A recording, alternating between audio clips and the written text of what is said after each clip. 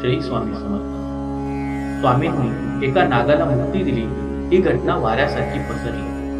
साऱ्यांना जाता खात्री पटली की परमेश्वर स्वामींच्या रूपाने प्रगट झाला आहे आणि ज्या जीवाला आपला उद्धार व्हावा असे वाटत असेल त्याने स्वामींना शरण जावे. स्वामींच्या चरणांना स्पर्श केला की मन शांत होते.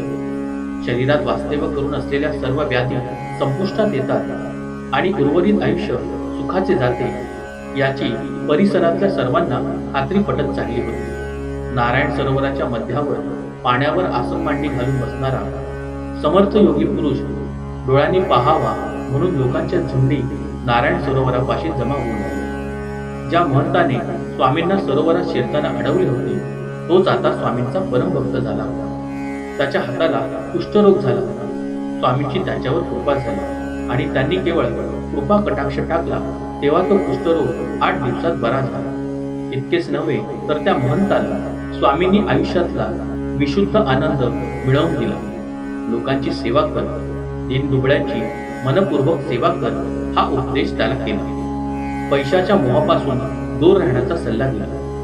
नारायण सरोवर हे परमेश्वराचे वसतिस्थान आहे याची जाणीव आपल्या अस्तित्वाने करून दिली.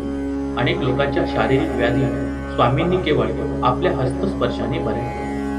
गर्दी वाढू लागली तेव्हा स्वामींनी ठरवले की नारायण सरोवर सोडायचे आणि द्वारकेला जायचे. एके दिवशी सकाळी विलक्षण चमत्कार झाला. स्वामी पाण्यावर आसन मांडी घालून बसलेले लोकांनी पाहिले. लोक हात जोडून उभे होते. स्वामींनी सर्वांना आशीर्वाद देण्यासाठी उजवा हात वर केला आणि एकदम अदृश्य झाले. श्री स्वामी.